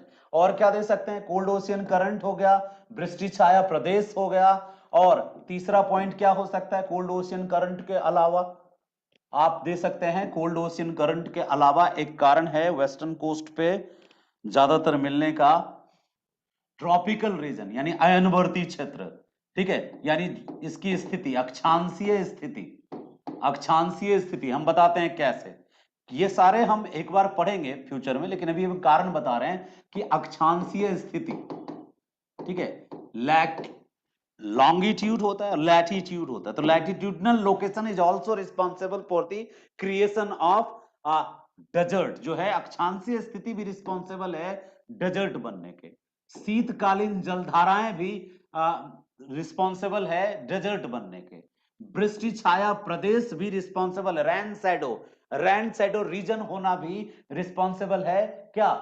मरुस्थल बनने के लिए, डिफॉरेस्टेशन यानी वन क्षेत्र की कमी होना या फिर निर्वनीकरण, लेस वेजिटेशन और डिफॉरेस्टेशन यानी कि वनस्पतियों का कम होना भी जिम्मेदार है उस लोकेट होने के, डेजर्ट के पश्चिमी तट पे डेजर्ट होने का एक कारण वनस्पतियों का कम होना, वृष्टि छाया प्रदेश का निर्माण होना, कोल्ड करंट का होना, अक्षांशीय स्थिति उनकी ऐसी है, ये कारण है उनके पश्चिमी तट पर। और क्या है, पर्वतीय भूभाग, जो पर्वतीय क्षेत्र है, पर्वत के कारण भी कहीं कहीं क्या हो रहा है, पर्वतीय क्षेत्र के कारण ही वृष्टि छाया प्रदेशों का निर्माण हो रहा है, कि ऐसा देखा जा रहा है कि जितने भी पश्चिमी भाग है, पश्चिमी क्षेत्र हैं, वह पश्चिमी क्षेत्र जो है पर्वतीय भूभाग के कारण जो पवनों की दिशा है, विंड का, पवन भी वर्षा कराने में सहायक होते हैं, तो पवनों की दिशा भी मरुस्थल का निर्माण करती है, पवनों की दिशा भी मरुस्थल का निर्माण करती है, विंड पैटर्न आप लिख सकते हैं, विंड पैटर्न भी लिख सकते हैं, ठीक है, विंड पैटर्न हो गया, और विंड पैटर्न कनेक्टेड है निर्माण से, मरुस्थल के निर्माण से। और पॉइंट देख लेते हैं, मैक्सिमम पॉइंट को यहीं दिखा देंगे, इससे एग्जामिनर्स को यह पता चल जाएगा कि कितने डायमेंशन से यह लड़का कारण दिखलाने की कोशिश कर रहा है, तो जो जो पॉइंट उसको पता हो और ना पढ़े, और जो पॉइंट आप यूनिक लिखेंगे उसी को जाके पढ़ेगा, तो जो जनरल पॉइंट है उसको आप नॉर्मल भी एक्सप्लेन करेंगे तो चलेगा, लेकिन यदि कोई यूनिक पॉइंट लिख रहे हैं तो उसको ज्यादा बेहतर एक्सप्लेन करना होगा, यानी लॉजिकल होना चाहिए, क्योंकि वहां एक खतरा भी होता है, क्योंकि वो चेक करेगा उस पॉइंट को जाके, हालांकि वो सारे पॉइंट देखेगा यदि आपकी क्रिएटिविटी अच्छी है। तो पहला पॉइंट बहुत इंपॉर्टेंट पॉइंट है, कोल्ड करंट। दूसरा बहुत इंपॉर्टेंट पॉइंट है लॉन्गिट्यूडनल लैटिट्यूडनल लोकेशन। तीसरा इंपॉर्टेंट पॉइंट है rain shadow region, formation of rain shadow region, वृष्टि छाया प्रदेश का निर्माण, वृष्टि छाया, कई बच्चों को नहीं समझ में आ रहा होगा, अभी मैं समझाऊंगा, ये पांचों कारण समझा दूंगा, और मैं आपसे उम्मीद करूंगा कि कल आप उसको दिखा पाते हैं कि नहीं आंसर के रूप में, ठीक है। हाँ, ये भी पॉइंट है, भूमध्य रेखा से दूरी, डिस्टेंस फ्रॉम इक्वेटर, क्योंकि इक्वेटर पे ज्यादा वर्षा होती है तो डेजर्ट बनने के चांस कम होते हैं, तो भूमध्य रेखा से दूर जितना होगा वर्षा की मात्रा कम होती जाएगी, तो इक्वेटर से दूर जितना होगा वहां वर्षा कम होना स्वाभाविक है, ठीक है। और एक आप लिख सकते हैं क्या, कि ये उच्च दाब का क्षेत्र है, हाई प्रेशर जोन, जो अयनवर्ती क्षेत्र है उन क्षेत्रों में ज्यादातर हाई प्रेशर जोन है, कैसे अभी मैं बताता हूं, ऐसा नहीं कि नहीं बताऊंगा, सारे पॉइंट को ध्यान से देख लो, और इन सब पॉइंट को वन बाय वन करके मैं आपको डिटेल में एक्सप्लेन करने की कोशिश करता हूं। पहले इसको साइड कर देता हूं और इन पॉइंट्स को बता देता हूं ताकि आप आंसर लिख पाओ, देख लेना, यहां कोने में रख रहा हूं पॉइंट को, और वन बाय वन करके मैं बताने की कोशिश कर रहा हूं। सबसे पहला पॉइंट उठाता हूं, हाउ लैटिट्यूडनल लोकेशन, जब इंग्लिश बोलूं बोर्ड पे देखना हिंदी लिख रहा हूं, how latitudinal location is responsible for the formation of desert, अक्षांशीय स्थितियां कैसे जिम्मेदार है महाद्वीपों के पश्चिमी भाग में मरुस्थलों के निर्माण में। दरअसल अक्षांश, देखिए डायग्राम भी हम बना सकते हैं, एक इक्वेटर बना देंगे, एक यहाँ पे कर्क रेखा बना देंगे, और यहाँ पे हम मकर रेखा बना देंगे। ये साउथ वाली हो गई, ये नॉर्थ वाली हो गई, कैंसर कैप्रिकॉर्न। और हम बता देंगे कि most of the deserts are either this side और this side, like Sonoran is this side, Mojave is this side, Atacama is this side, Atacama, and Great Victoria and Great Gibson, Great Victoria and Great Gibson is this side. Here is Namibia, Namibia. तो हम ये हवा में नहीं बना रहे हैं, ये नॉर्थ अमेरिका वाला रीजन है, ये साउथ अमेरिका वाला रीजन है, ये अफ्रीका वाला रीजन है, ये ऑस्ट्रेलिया वाला रीजन है। और यदि अरब डेजर्ट बता रहे हैं तो अरब वाला डेजर्ट यहाँ पे एशिया में, एशिया का पश्चिमी भाग में। तो हम ये बताने की कोशिश कर रहे हैं, यहां लिख दे रहे हैं अरब डेजर्ट, हम यहां लिख दे रहे हैं कि most of the, we can see in the map, most of the deserts are located near by either Cancer और Capricorn. No, most of the desert कहां है? या तो मकर के पास है, चाहे अटाकामा हो, नामीबिया हो, या ग्रेट गिब्सन या ग्रेट विक्टोरिया हो, या सोनोरान हो, मजैब हो, या अरब डेजर्ट हो। ये सब के सब कहां है? इवन यदि इंडिया में भी देखें तो इंडिया के पश्चिम में डेजर्ट है, थार डेजर्ट इंडिया के पश्चिम में है। हालांकि अभी इंडिया वाला यहां उदाहरण नहीं देंगे क्योंकि हम कॉन्टिनेंट बेसिस पे पढ़ रहे हैं, तो यहां हम बताएंगे कि ऐसा क्यों होता है। अब इसको यहां लॉजिक देना होगा, बताना होगा कि ऐसा क्यों होता है। तो हम बताएंगे कि deserts are connected with precipitation, right. मरुस्थल कनेक्टेड है वर्षा के साथ, और वर्षा जो है वो निर्भर करती है वाष्पीकरण, और वाष्पीकरण निर्भर करता है टेम्परेचर पर। ध्यान से समझते जाना, डेजर्ट्स का फॉर्मेशन होता है लैक ऑफ प्रेसिपिटेशन के कारण, एंड प्रेसिपिटेशन डिपेंड करता है इवेपोरेशन, एंड इवेपोरेशन डिपेंड करता है टेम्परेचर पे। और इक्वेटर से ज्यों-ज्यों हम आइदर नॉर्थ बढ़ते हैं या हम साउथ बढ़ते हैं, तो टेम्परेचर क्या होने लगता है? टेम्परेचर, तापमान क्या होने लगता है? जब हम विषुवत रेखा से ध्रुवों की ओर बढ़ते हैं तो तापमान क्या होता जाता है? कम होता जाता है। और जब तापमान कम होगा, तापमान कम होगा तो वाष्पीकरण भी कम होगा, तो वर्षा भी कम होगा। यही कारण है कि इक्वेटर पर सर्वाधिक वर्षा होती है, इक्वेटर पर सर्वाधिक वर्षा होती है। और ज्यों-ज्यों हम इक्वेटर से ऊपर ध्रुव की तरफ बढ़ते हैं, नॉर्थ, ये उत्तरी ध्रुव है, ठीक है, सिमिलरली ज्यों-ज्यों हम दक्षिणी ध्रुव की ओर बढ़ते हैं, वर्षा की मात्रा में कमी होते जाती है, और आगे चल के तो वर्षा की जगह हिमपात होने लग जाता है।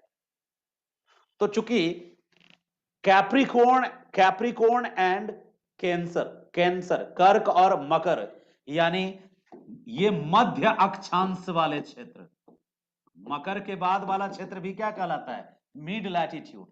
और कर्क के बाद वाला भी क्षेत्र क्या कहलाता है? मिड लैटिट्यूड, मध्य अक्षांश। दरअसल हम पहले आपको कभी बताए होंगे कि पृथ्वी पर जो अक्षांश हैं, उन अक्षांशों को, अक्षांश जो हमने काल्पनिक रेखा खींचा है उसको 3 ग्रुप में बांटते हैं। 0 से 30 तक को निम्न अक्षांश, 30 से 60 तक को मध्य अक्षांश, और 60 से 90 तक को उच्च अक्षांश। तो lower latitude, mid latitude and higher latitude. As we know कि जो हायर लैटिट्यूड जोन है, यानी कि उच्च अक्षांश है, वहां वर्षा होती ही नहीं है, तो क्या होता है? वहां हिमपात होता है। और जो लोअर लैटिट्यूड है, यानी 0 से 30 वाला जो जोन है, यहां वर्षा की मात्रा इक्वेटर के पास ज्यादा होती है, और ज्यों-ज्यों हम इक्वेटर से दूर होते जाते हैं वर्षा कम होता जाता है। और जो मिड लैटिट्यूड है, मध्य अक्षांश है, यहां औसत वर्षा होती है, कम वर्षा होती है। क्यों कम वर्षा होती है? क्योंकि यहां पे वर्षा कराने के लिए जो निम्न दाब क्षेत्र चाहिए, लो प्रेशर जोन होना चाहिए, लो प्रेशर जोन में वर्षा के चांसेस ज्यादा होते हैं। मिड लैटिट्यूड में हाई प्रेशर जोन होता है, मिड लैटिट्यूड में उच्च दाब होता है, वायु का दबाव उच्च होता है। कोई बच्चा पूछेगा क्यों, तो पेशेंस रखना, मैं आगे जरूर बताऊंगा कि मिड लैटिट्यूड में उच्च दाब क्यों होता है। जो इक्वेटर पे हवा गर्म होके ऊपर उठती है ना, वही हवा जो है ध्रुवों के चुंबकत्व से आकर्षित होके एक, और ज्यादा ऊंचाई पर जाने से ठंडा होने पर भारी होके दो। दो कारणों से, भारी होने के कारण ये नीचे यहां उतरती है। जब बहुत ज्यादा क्वांटिटी में ऊपर से हवा नीचे उतरेगी तो यहां हवा क्या बनाएगी, दबाव बनाएगी। पंखा यदि वो बड़का वाला फैन आपके तरफ कर दें तो उससे निकलने वाला हवा आपके चेहरे पर, आपके बालों पर क्या बनाएगा, दबाव बनाएगा। तो जो हवा हाई टेम्परेचर के कारण इक्वेटर पर गर्म होके हल्का होके ऊपर उठा था, ऊपर उठते उठते एक समय ऐसा आया जब यह हवा क्या हो गया, ऊंचाई बढ़ने पर तापमान कम होने लगता है। कुछ ऊंचाई, क्षोभ मंडल में कुछ ऊंचाई तक तापमान कम होगा तो हवा ठंडा होगा, और ठंडा हवा भारी होता है और गर्म हवा हल्की होती है। तो जब भारी होगा तो ये गिरेगा नीचे। Subsidence of the air, subsidence of the air is the main reason of the making of high pressure zone in mid latitude region. Due to high pressure zone, these areas receive minimum precipitation. तो अब देखो, इतना नहीं लिख पाए यदि मान लो तुम, तो इसका 1% भी लिख दोगे और ग्लोब बना के इसको दिखा के 2-3 पॉइंट लिख देना। क्या, देखो याद रह जाएगा आपको, ध्यान से सुनना। मरुस्थल का निर्माण कम वर्षा के कारण होता है, और वर्षा निर्भर करती है तापमान पर। क्यों? क्योंकि वर्षा निर्भर करती है वाष्पीकरण पर, और वाष्पीकरण निर्भर करता है तापमान पर। इक्वेटर से ऊपर तापमान कम होता जाता है तो वाष्पीकरण भी स्वाभाविक रूप से कम होता है, और वर्षा की मात्रा भी कम होती जाती है। एक दूसरा कारण यह है कि जो मध्य अक्षांश क्षेत्र हैं उन क्षेत्रों में उच्च दाब होता है। उच्च दाब जहां होता है, हवा ऊपर से नीचे गिर रही होती है, वहां पर उच्च दाब इसलिए होता है क्योंकि हवा जो विषुवत रेखा पर गर्म होकर ऊपर उठी थी हल्की होके, वही ऊंचाई पर जाकर ठंडी होती है, और ठंडी होने के बाद वो हल्की ठंडी होती है। और आप सोचेंगे कि सर विषुवत रेखा पर ऊपर उठी थी सर, गर्म हवा थी, तो वो तो वर्षा करेगी सर, वो ठंडा होके जहां पे उतरेगी तो नहीं, वर्षा वो विषुवत रेखा पे ही करती रह जाती है, क्योंकि वर्षा के बूंद ज्यादा ऊंचाई तक नहीं उठ पाते हैं। बादल का निर्माण जो हवा करती है वो वहीं विषुवत रेखा पर वर्षा बार बार करती रहती है। लेकिन जो जल रहित हो जाती है हवा, ठंडी हवा जिसमें जल का कण बहुत कम होता है, नाम मात्र का, वो ठंडी हवा जाके वहां सब्सिडाइज होती है। कहां? मध्य अक्षांशों पे। इसलिए मध्य अक्षांशों पे कम वर्षा होती है। क्यों? क्योंकि यहां से जाते जाते वो हवा अपनी नमी खो चुकी होती है, इधर ही नमी गिरा देती है मूसलाधार वर्षा के रूप में। इक्वेटर पर संवहनीय वर्षा होती है, कन्वेक्शनल प्रेसिपिटेशन होता है, मूसलाधार वर्षा होती है। तो जो इक्वेटर वाली जो भारी हवा, हल्की हवा थी ना गर्म होके, उसने यही वर्षा कर दिया, और जो जिसमें पानी नहीं बचा वो यहां जाके उतरती है। कहां उतरती है? मध्य अक्षांशों पर। तो एक कारण हम यदि इसमें से 2-4-5 पॉइंट भी लिख दिए ना, तो तुम्हारा ये पॉइंट कंप्लीट हो जाएगा कि इन मरुस्थलों की स्थिति यहां इसलिए है, मरुस्थलों का निर्माण यहां इसलिए हुआ है मध्य अक्षांशों के आसपास, कि ये मध्य अक्षांश कम वर्षा पाते हैं दो कारण से। एक तो ये भूमध्य रेखा से दूर हैं, और दूसरा इन क्षेत्रों में उच्च दाब की स्थिति होती है, और उच्च दाब में हवा होती है ठंडी, और हवा में जल के कण नहीं होते हैं, पानी के कण नहीं होते हैं। और हवा में पानी के कण नहीं होते हैं, यानी वाटर वेपर नहीं होते। पानी तो, ठंडा पानी तो हल्का फल्का होता है। आपने सुना है पछिया हवा, पूर्वा हवा? सुना होगा कभी, पछुआ और पूर्वा। हम उस पे भी आएंगे अब जब स्टार्ट होगा क्लाइमेटोलॉजी। मेरा सबसे बेस्ट पार्ट क्लाइमेटोलॉजी है, बहुत ज्यादा उसमें मुझे पर्सनल कॉन्फिडेंस और इंटरेस्ट है। और ज्यादातर टीचर क्लाइमेटोलॉजी में ही चोरी कर जाते हैं, क्योंकि वो समझाने में थोड़ा सा माथा जो है खराब हो जाता है टीचर का।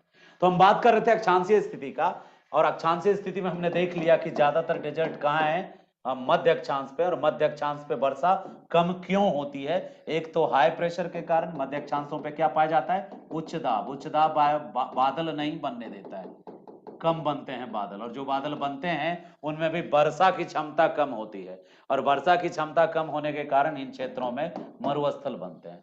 तो आप कहेंगे पूरा क्षेत्र ही मरुस्थल क्यों नहीं हो गया? हो गया है। यदि वर्ल्ड का मैप है तो तुम फिजिकल वाले मैप पे देखोगे ना, ये वाला पूरा क्षेत्र ही तुमको गोल सा तिरछा सा मरुस्थलीय क्षेत्र मिलेगा। अब बीच बीच में उसमें हरा काहे है? तो उसके बीच बीच में जहां मानसूनी हवा या समुद्र तटीय हवा वर्षा कराने में सहायक है, वहां वर्षा होता है। लेकिन मूल रूप से ये पूरा क्षेत्र क्या है? एक पट्टी है डेजर्ट का। ठीक है, चलो आगे चलते हैं। इधर भी वही है, अटाकामा, नामीबिया, बोत्सवाना, यहाँ पे एक डेजर्ट है जहाँ पे कालाहारी है, और वो दोनों डेजर्ट। अब दूसरा पॉइंट देखते हैं, तुम अपने पॉइंट पे भी गौर करना। इस पॉइंट में कोई क्वेश्चन होगा तभी कॉपी पे लिख लेना, बाद में मैं से पूछना, मैं बताऊंगा। अक्षांशीय स्थिति के बाद हम बात किसकी कर रहे हैं? कोल्ड करंट की। कोल्ड करंट की बात कर रहे हैं। देखो, कोल्ड करंट जो है, कोल्ड करंट दो तरह का होता है। सबसे पहले करंट क्या होता है? जो समुद्र का जल है ना, समुद्र के जल में, ओशियन वाटर में तीन तरह का मूवमेंट होता है। समुद्र के जल की तीन प्रकार की गतियां होती हैं। एक गति को कहते हैं तरंग, वेव्स, जो लगातार समुद्र के जल में तरंग जो है उमड़ते रहता है। दूसरी गति को कहते हैं टाइड, ज्वार। ठीक है, टाइड, ज्वार कहते हैं, ज्वारा नहीं, ज्वार और भाटा। ज्वार भाटा जो आपने पढ़ा होगा, वो ये भी एक समुद्र के लहरों की गति है, समुद्र के जल की गति है। और तीसरी जो गति होती है बड़ी स्पेशल होती है और सबसे पावरफुल होती है, इसको कहते हैं समुद्र की जलधारा। ओशियन करंट के नाम से इसको पुकारते हैं, इसको कहते हैं जलधारा, ओशियन करंट। देखो, तरंग क्यों पैदा होता है? चलती हुई ट्रेन पे रखी हुई बाल्टी का पानी स्थिर नहीं होगा, और उस पानी में कंपन होगा। पानी में क्या होगा? कंपन होगा। धरती खुद भी एकदम गतिमान एक्सप्रेस के तरह गतिशील है। 1600 किलोमीटर पर आवर के स्पीड से अपने ही अक्ष पर पश्चिम से पूरब दिशा में घूमे जा रही है। तो पृथ्वी के घूमने से जो कंपन क्रिएट होता है, वो कंपन और अन्य कई कारण हैं जो तरंगों को जन्म देते हैं। समुद्र में तरंगों का जो जन्म होता है वो पृथ्वी की गति के कारण भी होता है, और तरंगों का जन्म हवा के कारण, जो पवन है, पवनें भी तरंग पैदा करने की कोशिश करती हैं। दूसरा जो ज्वार भाटा है, ये सूर्य और चंद्रमा और पृथ्वी के बीच में लगने वाले गुरुत्वाकर्षण बल का नतीजा है। और तीसरा जो ओशियन करंट है, ये सबसे यूनिक है। क्यों पैदा लेता है ओशियन करंट? ओशियन करंट में सबसे ज्यादा जरूरी, यही इंपॉर्टेंट पॉइंट यही है, पृथ्वी का अपने अक्ष पर 1600 किलोमीटर पर आवर की स्पीड से गति करना, घूमना, यही है ओशियन करंट का पैदा लेने का कारण।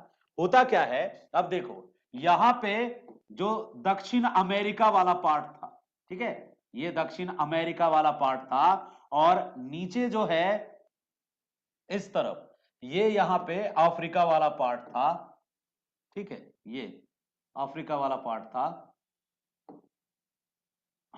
तो और इसी तरह से इस तरफ आगे जब जाएंगे तो ये यहां पे इंडिया वाला पार्ट है। ठीक है, अब देखो, इधर प्रशांत महासागर है, राइट, और इधर अटलांटिक महासागर है। किसी को कोई शक? अटलांटिक महासागर है। ठीक है, अटलांटिक महासागर, ठीक है, अटलांटिक ओशियन। और ये हमारा प्यारा एकमात्र ऐसा ओशियन जो देश के नाम पे एक ओशियन है, इंडियन ओशियन, हिंद महासागर। इन्हीं तीन महासागरों में मूल रूप से पैदा लेता है ओशियन करंट।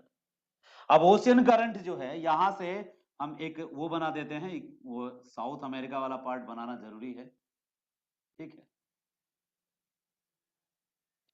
अब क्या है, तुम क्यों रहोगे बाकी, तुम भी आ जाओ भाई।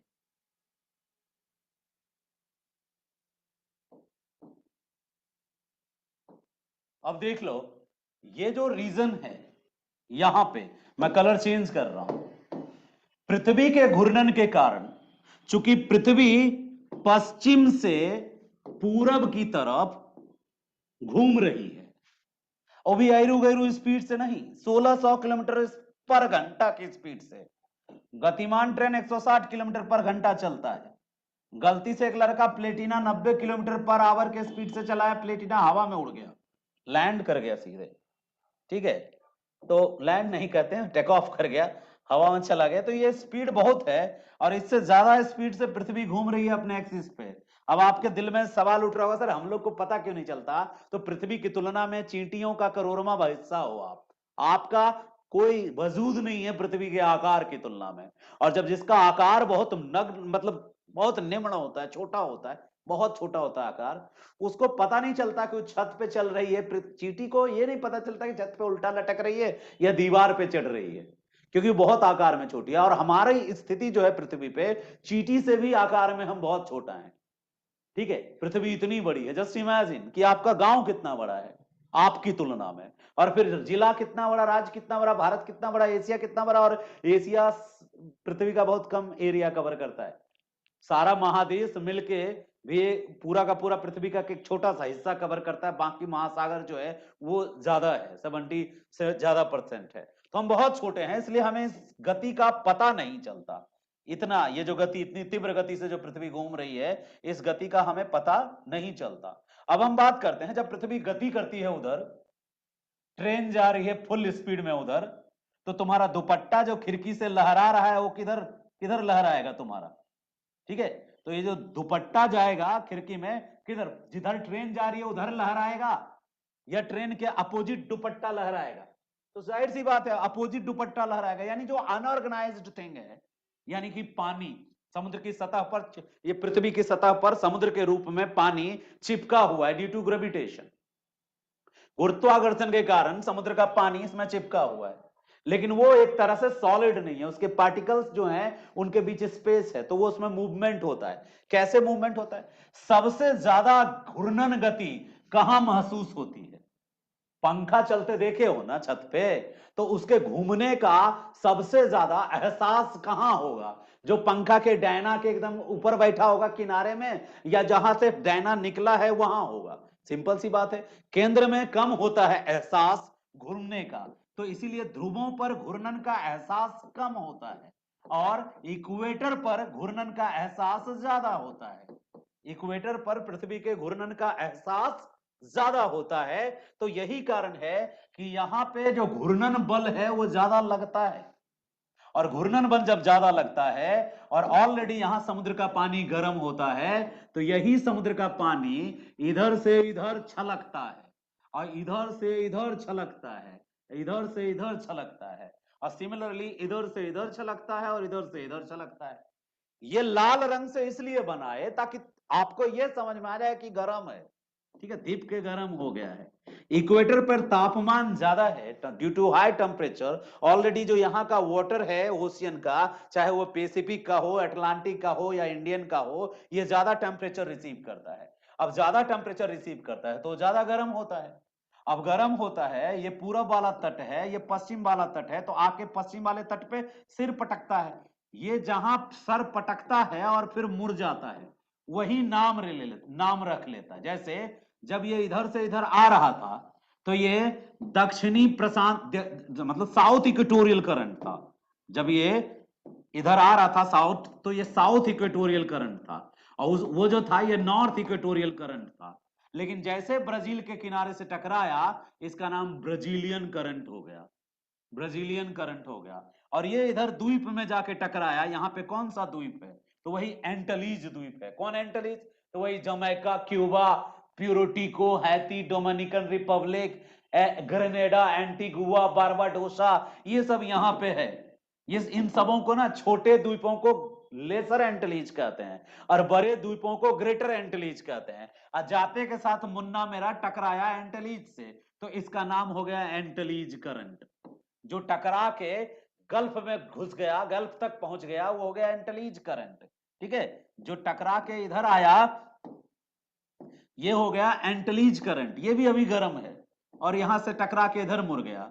और बीच में जो आइलैंड के इधर से आके सीधे फ्लोरिडा में टकराया, एक यहां बीच में आइलैंड था ना, आइलैंड से टकरा के बीच से अंदर घुस के इधर मुड़ गया, क्योंकि यहां पे भी टकरा गया आइलैंड से, क्यूबा से टकराया, और इधर ये फ्लोरिडा से टकराया। तो जो फ्लोरिडा से टकराया वो फ्लोरिडा करंट, और जो एंटलीज से टकराया एंटलीज करंट, जो आइलैंड से टकराया वो एंटलीज करंट कहलाया। और जो फ्लोरिडा से टकराया फ्लोरिडा करंट कहलाया। अब ये भी गर्म है। अब फिर ये दोनों मिलके जाके ये गल्फ से टकरा गया, तो इसको क्या कहते हैं? Gulf stream. क्या कहते हैं? Gulf stream. गल्फ स्ट्रीम गर्म होगा कि ठंडा? जब पापा ये गर्म है, मम्मी भी गर्म है, तो ये जो इसका बच्चा है ये भी गर्म है, दिमाग का होगा, माए बाप पे ही न जाएगा। तो ये सब के सब गर्म है, तो इससे जो जन्मा ये गर्म है करंट है।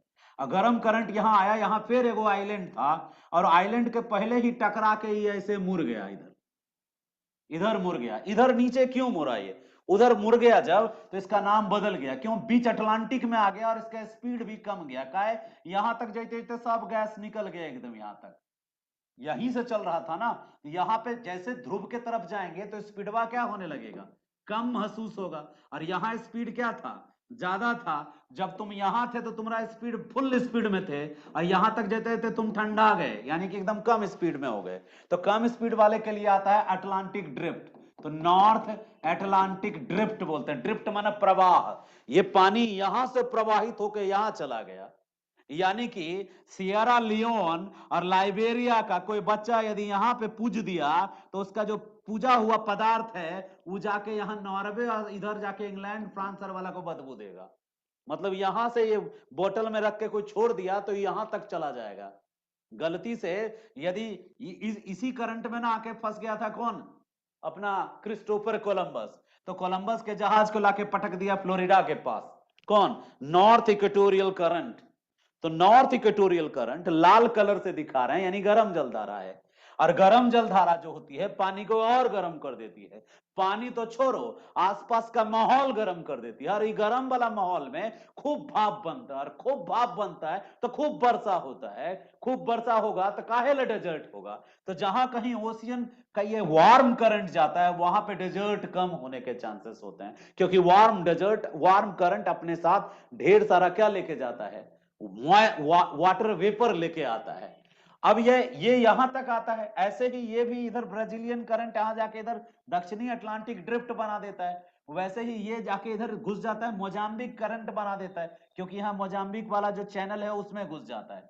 पहले ये सोमालिया से टकराता है, तो सोमालियन करंट, जो ये सोमालिया से टकराता है सोमालियन करंट बन जाता है। और ये सीधे आता है और इधर आके मोजाम्बिक में एंटर कर जाता है तो मोजाम्बिक करंट बन जाता है। और मोजाम्बिक के बाद बाहर आता है तो इंडियन ओशियन में भी एक ड्रिफ्ट बनाता है। तो इस तरह से एट का निर्माण होता है। और यहां तक आते आते जब ये पूरा ठंडा जाता है तो यहां पे पानी क्या हो जाता है? कम हो जाता है, वाटर डेफिसिट। और यहां पे पानी क्या हो जाता है? सरप्लस हो जाता है। वैसे ही यहां भी पानी क्या होता है? ज्यादा। इधर कम होगा इधर ज्यादा, इधर कम होगा इधर ज्यादा। क्यों? क्योंकि यहां से पानी को धक्का लगा और इधर वाला पानी इधर छलका, तो छलक के टकराने के बाद यहां पानी कुछ एक्स्ट्रा स्टोर हो जाता है। अब ये जो पानी स्टोर हो जाता है, स्वाभाविक गुण के कारण काउंटर इक्वेटोरियल करंट चलाते हुए कम स्पीड में यहां मैनेज करने आता है। पानी को सरप्लस, जो इधर डेफिसिट हुआ और इधर क्या हो गया? ज्यादा हो गया, तो ये लौटता है। जब लौटता है तो इसको काउंटर इक्वेटोरियल करंट कहते हैं। प्रत्यावर्ती विषुवतीय गर्म जलधारा, काउंटर इक्वेटोरियल। यहां भी चलता है काउंटर इक्वेटोरियल, यहां भी चलता है काउंटर इक्वेटोरियल। ठीक है। और उसके बावजूद कुछ पानी यहां तक आ गया, और यहां आके ये दम तोड़ दिया। यूरोप तक आते आते बिस्को की खाड़ी जो फ्रांस की है वहां तक आते आते दम तोड़ दिया। मतलब अब और ठेला नहीं जाएगा। तो क्या होता है, यहां ये पानी जब सरप्लस हो गया, तो ये पानी किसी जगह पे तुम सरप्लस करोगे पानी। बचपन में हम खेलते थे, जब नया नया एक जगह देखे थे टंकी लगा था, तो नल से पानी निकाल के टब में पानी भरते थे। टब में, तो टब में वो जो पाइप यदि तुम एक जगह पे अंदर घुसेड़ के नल चला दोगे, तो एक तरफ जब पानी तुम पंप करोगे तो दूसरी तरफ पानी उपलाएगा। उपलाएगा ना, यानी गुलगुल गुलगुल करके ऊपर गुलगुला की तरह ऊपर फूटेगा, निकलेगा पानी। एक तरफ तुमने क्या किया? पानी को अंदर डाला। इसको क्या कहते हैं? डाउन वेलिंग। डाउन वेलिंग कहते हैं। जहां पे ये खत्म होता है, जहां पे ये खत्म होता है बिस्को की खाड़ी के पास, वहां पे एक तरह से पानी का डाउन वेलिंग होता है। डाउन वेलिंग होता है। और उसके कुछ दूर बाद, अप, एकदम नेचुरल नियम है कि जहां तुम डाउन वेलिंग करोगे कुछ दूर में वो क्या होगा? अप वेलिंग होगा। तो आगे से यहां एक आइलैंड है, कनाडी आइलैंड नाम है। अफ्रीका के माथे पे उधर एक आइलैंड है, उस आइलैंड का नाम है कनारी आइलैंड। तो कनारी आइलैंड के जमीन के समुद्र के नीचे से पानी यहां निकलता है, एकदम ठंडा पानी निकलता है। तो अपने आप ही यहां ठंडा पानी काहे निकलने लगता है? Upwelling of the cold current. तो ये जो कनारी करंट है ये कोल्ड करंट है, जबकि ये ध्रुव के पास नहीं है। ध्रुव के पास से कोई करंट आवे तो उसका कोल्ड होना समझ में आता है। काहे? ध्रुव पे बर्फे बर्फ है, तो बर्फ के तरफ से यदि आर्कटिक ओशियन से कोई पानी का धारा आएगा तो ठंडा पानी आएगा। यानी कि इधर से जो पानी आता है और आके इधर लेब्राडोर से टकराता है, ये लेब्राडोर पेनिनसुला है, तो लेब्राडोर से टकराता है, इसका नाम क्या हो जाता है? Labrador current. तो इधर से कोई करंट आता है तो इसका नाम लेब्राडोर करंट, ठंडी करंट है। उधर से कोई करंट आता है तो ग्रीनलैंड की करंट जो है ठंडी करंट है। लेकिन जो करंट नीचे से ऊपर की तरफ जाती है, इसका एक ब्रांच इधर चला जाता है नॉर्वे के तरफ, गर्म कर देता है नॉर्वे के माहौल को, नॉर्वेजियन करंट। एक ब्रांच इधर चला जाता है बिस्को की खाड़ी के तरफ, और ये यहां आके खत्म हो जाता है, ये यहां आके खत्म हो जाता है। ठीक है, यानी ठंडा पड़ जाता है। तो यहां पे एक ठंडी करंट उगती है जिसका नाम है कनारी करंट। और कनारी करंट क्या है? कनारी करंट कैसी करंट है भाई? कोल्ड करंट है। ध्रुव से निकली है? नहीं, अपवेलिंग से निकली। अपवेलिंग की होता है समुद्र के अंदर का पानी अब गुल गुल करके ऊपर की तरफ निकलता है। काहे निकलता है? कहीं दूर में वही बचपा वाला खेला होता है, यानी ये पनिया जाके यहाँ पे समाता है, नीचे वजन देता है, एक्स्ट्रा ला देता है पानी। तो वो जो एक्स्ट्रा ऊपर से ये दबाव देता है, ऐजा दबाव देंगे तो ऐजा से निकलेगा, वो तो वही है। यहां दबाव पड़ता है तो इधर ये गुलगुलाता है। तो यहाँ डाउन वेलिंग होता है और यहाँ अप वेलिंग होता है। और यहां तक आते आते ये भी ठंडा जाता है। तो जब ठंडा चीज डाउन वेलिंग होगा तो अपवेलिंग और ठंडा होता है। नीचे से जो समुद्र के अंदर का जो पानी बाहर आता है ना, तो वो और ठंडा कर देता है। अब जब ये ठंडा कर देता है तो ये अफ्रीका को चौपट कर देता है। का है? अफ्रीका में इधर मरुस्थल मरुस्थल दिखेगा, अल्जीरिया का मरुस्थल, तो लीबिया का मरुस्थल, तो सहारा का मरुस्थल। जय हो कनारी देवी का। कनारी एक द्वीप है और उसके पास संजोग से क्या होता है? अपवेलिंग होता है। और अपवेलिंग में क्या है? समुद्र का ठंडा पानी ऊपर आता है, और वो जब ऊपर आता है तो यहाँ का माहौल ठंडा देता है। और यहाँ का माहौल ठंडा देता है तो यहाँ भाप नहीं बनता है, वाष्पीकरण नहीं होता है। वाष्पीकरण नहीं होता तो बादल नहीं बनता है, बादल नहीं बनता है तो तटीय क्षेत्र में क्या होता है? वर्षा नहीं होती, और वर्षा नहीं होती तो ये क्षेत्र मरुस्थल हो जाता है। आगे आए क्या? सेम यही किस्सा यहां है। यही किस्सा यहां है कि ये जो गर्म जलधारा यहां आई, यहां तक आते आते दम तोड़ देती है। दम तोड़ती है तो यहां डाउन वेल हो जाता है। जब डाउन वेलिंग हो जाता है तो कुछ दूर में जाके वेंगुएला के नाम से ये अपवेल होता है। और जब वेंगुएला अपवेल होती है, जब वेंगुएला अपवेल होती है तो यहाँ का माहौल वैसे ही ठंडा देती है जैसे कनारी ने यहाँ ठंडा दिया था। कनारी के ठंडाने से Sahara desert, Algeria desert, Libya desert बन गया था। और वेंगुएला के ठंडा कर देने से यहाँ पे डेजर्ट बन जाता है जिसका नाम नामीबिया डेजर्ट है। तो नामीबिया डेजर्ट के निर्माण में बहुत बड़ी भूमिका, बड़ी महत्वपूर्ण भूमिका कौन निभा रही है? कौन निभा रही है? वेंगुएला। और वेंगुएला कैसी करंट है? ठंडी करंट है। इस ठंडी करंट का निर्माण कैसे हुआ है? उत्प्लावन के कारण। उत्प्लावन को इंग्लिश में क्या बोलते हैं? अपवेलिंग के कारण। ये अपवेलिंग क्यों हो रहा है?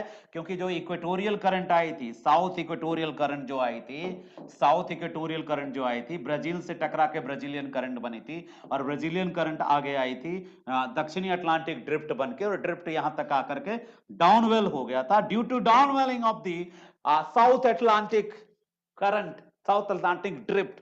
साउथ अटलांटिक ड्रिफ्ट के डाउनवेल के कारण जो वाटर समुद्र के नीचे था उस पर प्रेशर पड़ता है, और वो बेंगुएला के रूप में, ठंडी करंट बेंगुएला के रूप में वो अपवेल होती है। और अपवेल होके वो उस ओर गति करती है। क्यों? इसका धक्का इधर से है तो उसका धक्का उधर ही उसको फिर पुश करेगा ना, तो ये आगे की तरफ पुश करता है, कुछ दूर तक ये जाता है, जिसके कारण अफ्रीका के तटीय भाग में नामीबिया डेजर्ट क्रिएट करता है। That's all my Lord. आगे चले? नहीं समझ में आया क्या? या बाउंस कर गया ज्यादा? हम ज्यादा डेप्थ में इसलिए बताए क्योंकि ये इंपॉर्टेंट पीटी के पॉइंट ऑफ व्यू से भी है। कई बच्चों ने कहा था सर करंट समझ में नहीं आता, रटना पड़ता है। करंट रटने की चीज नहीं है। एक बार हमको पढ़ा लेने दीजिए चार चीज, कल जियोमॉर्फोलॉजी, ओशनोग्राफी और क्लाइमेटोलॉजी, ये तीन चीज ही सिर्फ अच्छे से पढ़ लेंगे ना, आपको पीटी के भी बहुत सारे चीजों में दिक्कत नहीं होगी, करंट वरंट रटना नहीं पड़ेगा, करंट का पूरा मैकेनिज्म समझ में आ जाएगा। सेम काम, ऐसा ही काम पैसिफिक में होता है। तो यहाँ पे कैलिफोर्निया नाम की कोल्ड करंट पैदा लेती है, और ये कैलिफोर्निया ही सोनोरान और मोजेब बनाती है। सेम काम इधर होता है, तो यहाँ हम्बोल्ट करंट और पेरुवियन करंट पैदा लेती है। वही अपवेलिंग, ये भी अपवेलिंग वाली है, ये भी अपवेलिंग वाली है, कैनारी भी अपवेलिंग वाली है, बेंगवेला भी अपवेलिंग वाली है, और सब अपवेलिंग वाली ठंडी करंट होती है। जो अपवेलिंग वाली करंट है वो ठंडी करंट होती है। तो अब देखो, अब यहां पे एक बेहतरीन समझ तुमको आएगा कि why most of the deserts are located in the western part of the continent, और हम कहें कि इसके लिए पृथ्वी का घूर्णन जिम्मेदार है, तो कोई कहेगा क्या बात कर रहे हो, अरे गुड़ का गाछ केतारी यही है, नहीं इधर घूमता पश्चिम से पूरब, नहीं सनी पैदा लेके आईना करके ऐसे करके यहाँ ठंडा करंट पैदा करता। गुड़ का गाछ केतारी कौन है? पृथ्वी का घूर्णन। ये तो लिखने भूल गए थे वहां हम। यदि हम यहाँ पृथ्वी का घूर्णन उस समय लिखते तो कई बच्चा कहता क्या लिख रहे हो भैया, ऐसा हम कैसे पृथ्वी घूरेगा तब पश्चिम में डेजर्ट बनेगा, पृथ्वी के घूर्णन से पश्चिम में डेजर्ट बनेगा, कैसे बनेगा? अब समझ में आ रहा होगा। हाँ हाँ हाँ, सही कह रहे हैं। यदि पृथ्वी पश्चिम से पूर्व नहीं घूमती, पश्चिम से पूर्व नहीं घूमती, खुदा न करे वो लड़की है ना, लड़की बहुत थोड़ी जिद्दी होती है, रूठल्ली होती है, उसका मूड उल्टा चलता है, तो गलती से धरती माता का मूड ऑफ हो गया कि नहीं मैं ऐसे नहीं नाचूंगी, मेरा मन मैं ऐसे नाचूंगी। अब कल से धरती माता पूरब से पश्चिम घूमने लगती है, पूरब से पश्चिम घूमने लगती, सब गड़बड़ा जाता, फिर पूरा मैट्रे खत्म हो जाता है। जो 8 बन रहा है ना करंट का, ओशियन करंट का जो 8 बन रहा, 8 8 भी उल्टा हो जाता। तो घूर्णने से नहीं 8 बना है। नहीं समझ में आया क्या? हमको लगता है तनी तनी समझ में आ रहा होगा। ठीक है, ये जो घूर्णन है ना, इसी से ये 8 बन रहा है, और 8 बन के यहां जाते जाते थक जा रहा है। थकने से डाउन वेलिंग और अप वेलिंग के कारण कैनारी, थकने से ये डाउन वेलिंग और अप वेलिंग के कारण बेंगवेला, थकने ये अप वेलिंग के कारण हम्बोल्ट और अटाकामा, अप वेलिंग के कारण कैलिफोर्निया। कैलिफोर्निया कैसी करंट है? ठंडी करंट है। जबकि अलास्का कैसी करंट है? गर्म करंट है। अलास्का से टकराई कौन है? वही जो इधर 8 बनाने गई थी, वो टकराई है। तो गरम टकराएगी अलास्का से तो गरम जलधारा बनाएगी ना। कई बच्चा सोचता है कि अलास्का ठंडा ठंडा कूल कूल, तो अलास्का करंट भी होगा ठंडा। अरे बेवकूफ, बिल्कुल नहीं। अलास्का करंट गरम करंट है, अलास्का करंट वार्म करंट है। और वो जब मर जाती है तब अपवेलिंग होता है यहाँ पे, और तब कैलिफोर्निया पैदा लेती है, और कैलिफोर्निया करंट ठंडा करंट है। और ये कैलिफोर्निया करंट यदि नहीं बने यहाँ पे, यहाँ अपवेलिंग नहीं हो, तो काहे का सोनोरान और काहे का मोजेब, काहे का यहाँ डेथ वैली बनेगा, काहे ग्रेट बेसिन डेजर्ट बनेगा? ना तो यहाँ ग्रेट बेसिन डेजर्ट बनेगा, फिर ना तो डेथ वैली बनेगा। डेथ वैली में इतना है कि बरसा नहीं तो जमीन फटा फटा नजर आता है। तुम डेथ वैली का इमेज देखोगे तो फटा फटा दरारें दिखेगी उस पर। ठीक है, तो ये सब जो बना है ये कैलिफोर्निया के औलाद है। ये जो है हम्बोल्ट या पेरुवियन से पैदा लिया है। और ये सब, अब हम घूर्णन को कैसे जोड़े तुम समझ सकते हो। पृथ्वी के घूर्णन के कारण समुद्र की जलधाराएं उत्पन्न लेती हैं गर्म, और यही गर्म जलधाराएं जहां डाउनवेल होती हैं उसके आसपास जाकर के कोई ना कोई ठंडी जलधारा अपवेल होती है। हैशटैग लगाओ, #1 California, by product Sonoran Mojave great Basin. ठीक है, #2 क्या हम्बोल्ट करंट, वो सब अपवेलिंग से पैदा लेने वाली ठंडी करंट है। और ये ठंडी करंट फिर बादल नहीं बनने देती, माहौल ठंडा देती है। और ठंडे माहौल में जब बादल नहीं बनता तो फिर वर्षा नहीं होती है, और वर्षा नहीं होती तो डेजर्ट बन जाता है। तो पृथ्वी, कौन भावुक हो गया? कोई बार बार भावुक हो जाता है तो उसको निकाल दिया जाएगा भाई, जो भी हो। ठीक है, तो हम उम्मीद करते हैं कि कुछ कुछ चीजें समझ में आई होंगी। मैं नॉलेज दूंगा तो फॉर्मेट रुक जाएगा, फॉर्मेट दूंगा तो नॉलेज। तो मैं अभी दोनों काम करने की कोशिश किया, संतुलन बनाने की, कि कैसे आंसर्स को और बेहतर बना सकते हैं। ट्रस्ट मी, मैं बहुत बेहतर कर दूंगा तुम्हारा आंसर, बशर्ते जो मैं रेगुलर क्लास में रहना है एक, और मेरी क्लासेस में जो होमवर्क आपको दूंगा जरूर करना। अभी मैं बस एक होमवर्क दे रहा हूं आपको। Please please please try to make world map without, इनको देखना नहीं है। हम धो दे रहे हैं ना, धो देंगे, रहने दीजिए। सोनी दीदी को अब कैसे पढ़ाएं हम, बताइए। सोनी दीदी आपका माइक बार बार ऑन हो जाता है, तो थोड़ा सा ध्यान रखिएगा। पढ़ते समय डिसिप्लिन जरूरी है। आपको दरोगा एसपी बनना है, मान लीजिए, दरोगा नहीं एसपी, एसपी एसडीएम बनना है, थोड़ी कुर्बानी देनी होगी। तो अपने कंफर्ट जोन से बाहर आके क्लास लीजिएगा, नहीं तो फिर दिक्कत हो जाएगी। मैं आपको क्लास से मतलब रिमूव कर दूंगा बार बार, क्योंकि रिकॉर्ड भी कर रहा हूँ, तो बार बार माइक ऑन हो जाता है। तो अगले बार से आप माइक ऑफ रखिएगा। उसमें एक साइन होता है अनम्यूट, म्यूट लिखा होगा, तो प्लीज अनम्यूट रखिएगा, ठीक है। चलिए, आज की क्लास इतनी ही है, और उम्मीद करते हैं 2-3 चीज आप तक पहुंचाना था। एक, आपको एक भरोसा दिलाना था कि भाई तुम्हारी फिजिकल ज्योग्राफी की कॉन्सेप्ट क्रिस्टल क्लियर हो जाएगी। दूसरा, आंसर लिखने का तरीका सिखाना था कि आंसर में हम कैसे लिखें जिसमें कि फैक्ट का भी डोज दिख जाए, कि हाँ बच्चे के पास फैक्ट है और बच्चे के पास कॉन्सेप्ट है। एग्जामिनर तक 4 बातें जिस बच्चे ने पहुंचा दी। पहली बात, एग्जामिनर को लगे कि तुम्हारे पास फैक्ट्स हैं, और एग्जाम्पर को यह भी लगे कि तुम्हारे पास कॉन्सेप्ट्स भी है। ये दोनों तुम्हारे पास है। फैक्ट्स का मतलब होता है वो जो नाम, प्लेस, डेट, ये जो तुम देख रहे हो ना, नेम वेम, ये फैक्ट्स होता है। कॉन्सेप्ट का मतलब होता है उनको तुम जस्टिफाई कर सकते हो कि क्यों। If you can justify why, then you have, इसका मतलब है कि आपके पास कॉन्सेप्ट है। और तीसरी चीज जो एग्जामिनर को दिखना चाहिए, उसको इजी टू चेक होना चाहिए। तुम्हारा आंसर जो हो उसको बहुत आसानी से वो चेक कर पाए, ठीक है। अब हम किसी का कोई खास क्वेश्चन नहीं ले पाएंगे।